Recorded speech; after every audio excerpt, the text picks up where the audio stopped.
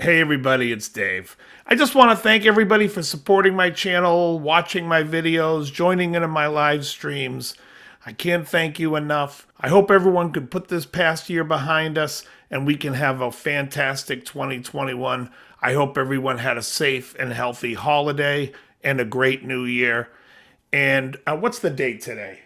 January 2nd? Jeez, this year's flying by.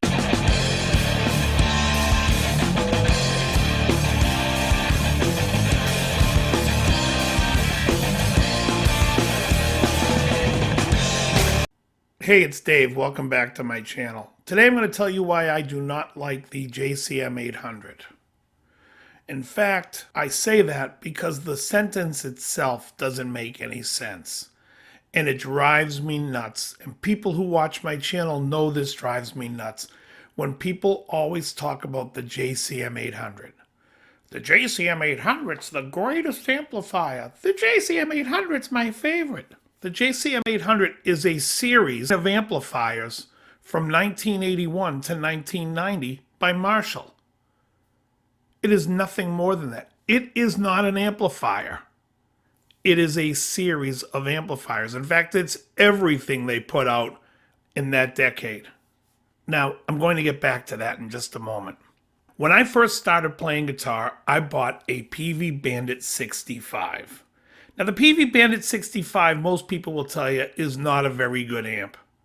In fact, when I was young, playing this amp, people would always say, that amp is usually terrible, but it sounds pretty good when you play it, which was a great compliment to me. At the time, that's what I thought. And then over time, I start to think that a lot of amplifiers sound the same. They don't respond the same, and they don't play the same as a player, but they sound the same as a listener.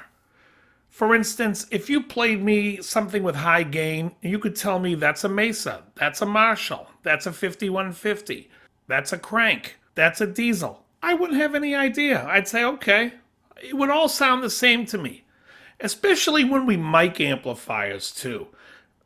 People don't take into consideration, if you listen to like a Hot Rod Deluxe, it's a really nice sounding amp from Fender. But when you put it up next to like a Victoria, like the 410 Bassman clone they make, which is fantastic and sounds gorgeous. But when you put it on a microphone, does that translate into the microphone? What we're hearing with our naked ear? I can tell you right now, most of the time it doesn't. The cost of the amp or the brand of the amp really doesn't matter.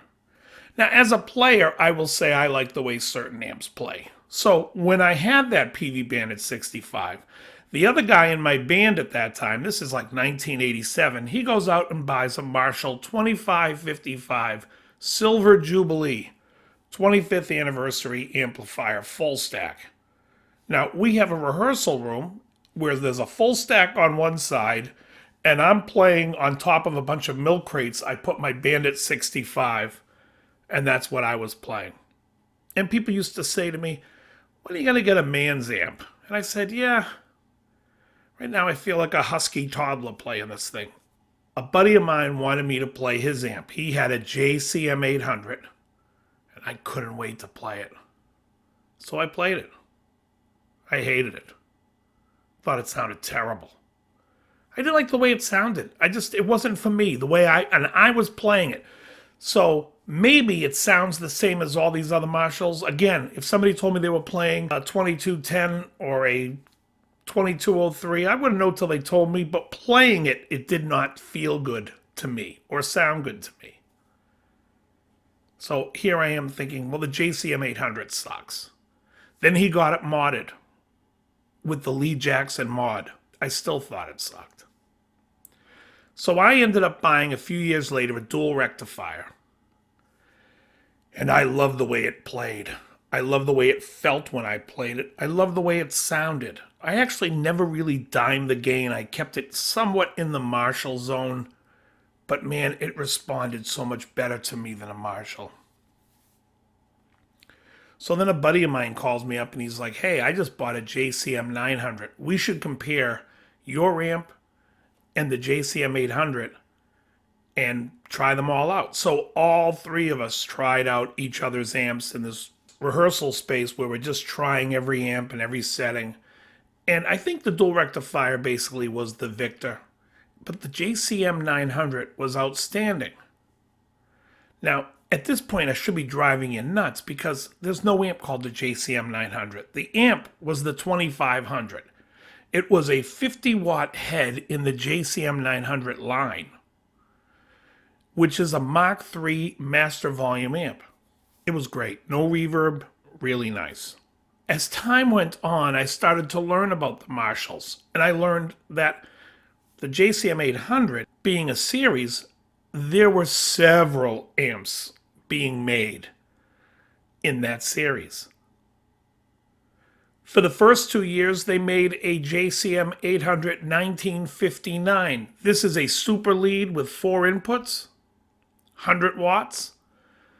The 50-watt version, the JCM 800 1987, was also available.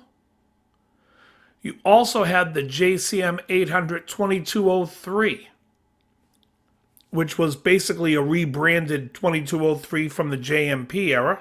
You had the 2204, which was the 50-watt version of the master volume amp. Then you had a bunch of combos. You had the 4010, which was the master volume 50-watt and a 1x12. You had the 4103, which was the 100-watt 2x12, which was basically a 2203 in a combo. And you had the 4104, which was a 2204 in a combo with a 2x12. In 1985, the 2203 and 2204 and those combo amps went through a change. And the change was that they made the inputs horizontal. This was so they could solder the input jacks straight to the board. Also, they put a clipping diode in. They also came out with other amps, the 2210, which was a 2-channel, and the 2205, which was a 2-channel 50-watt. And of course, those had the combos as well. You had the 4210, which was the 50-watt 1x12. You had the 4211, which was the 100-watt 2x12. And you had the 4212, which was the 50-watt 2x12. Some of these amps are great. Some of these amps I do not like playing. Could I personally tell you the difference when I'm hearing them? No, but I couldn't even tell the difference if you told me that was a peeve. I wouldn't know. The player really makes the biggest difference. When somebody says to you, how can I really improve my sound? Get good. Get good. Practice. The amp, it doesn't make a difference. I don't care. If you're a shitty player and you have the greatest amp in the world, you sound like a shitty player. If you're a phenomenal player and you buy a shitty amp, you sound like a phenomenal player. And it'll sound good. That's just the truth. But to say, though, the JCM 800's a great amp or the JCM 800's a terrible amp is a silly comment because it is not an amplifier. It is a series. And same with the 900, the JCM 900. The JCM 900 started off with the 2100s and the 2500s, which was the 50-watt version. But these are master volumes. And they call them Mark III. Now, the thing is, it is basically the same as the 2203 and the 2204, the post-85 version. The only difference is now they put the diode on a switch, so you could control the diode coming in and control the clipping, which I thought was nicer. It's kind of the best of both worlds. It's a really underrated amp.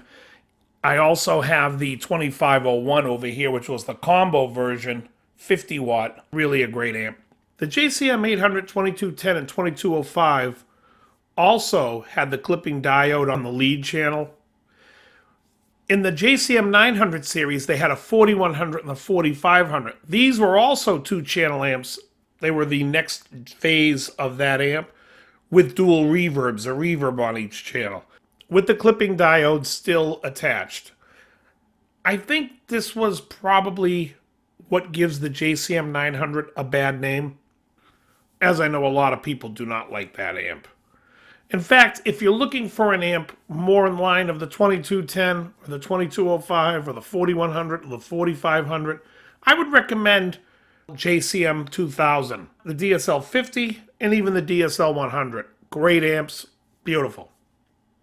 When I bought my first dual rectifier, I have to say, it's funny, I liked it. It was a great amp. They came out with a second version. It was a 3-channel, and I wanted the 3-channel, so I got rid of it. When I got rid of it, people were like, "You're crazy. That other one sounds so much better." I gotta be honest, I couldn't hear a shit of a difference. They sounded like the same amp to me. To me, it's how it plays when I play it, and then the sound. I always find that people who are like so into the little minutia of, oh, can you hear this and you can hear that? It's like, oh, really? How come you can't hear you're out of fucking tune? Anyways, it just drives me nuts when I hear people talk about how great the JCM 800 is, and they don't tell you what amp they're talking about. Those are not all the same amps. In fact, some of them are very different from each other. And I wish people would be more specific. It's almost really like saying, well, the best amp by Fender is the Blackface. You're going to tell me the Princeton and the Deluxe Reverb are the same amp? Get out of here. I love the Princeton. Deluxe Reverb, not so much. And the Twin? Is the Twin the same amp? It's like, come on. If you're in the market for an amplifier, with all the new amplifiers coming out today and the technology, if it's just something you're going to play in your house, buy a modeling amp. Practice. Whatever it's going to do to make you want to practice and feel good about practicing. There's no reason for you to own a tube amp and play it in your living room if you're looking for high gain and not a lot of volume. It's just silly. Get yourself a modeling amp. I seen a video once where a guy is comparing a modeling amp to like a Fender Deluxe Reverb or an $1,100 Fender amp, and they're saying how much better the Fender amp is. For what? What's it better for? Yeah, it's better for doing gigs if you're playing in a blues band or you need that kind of amp. But if you're home and you're playing in your bedroom and you don't want your wife to come up behind you with a baseball bat like she's Gallagher and your head's a watermelon, I would suggest you get a modeling amp. You can even plug headphones in it.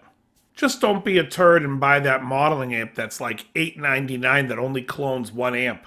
You'd have to be a sucker to buy that thing. Now you know why I don't like the JCM 800. Because nobody knows what the fuck it is. Very good.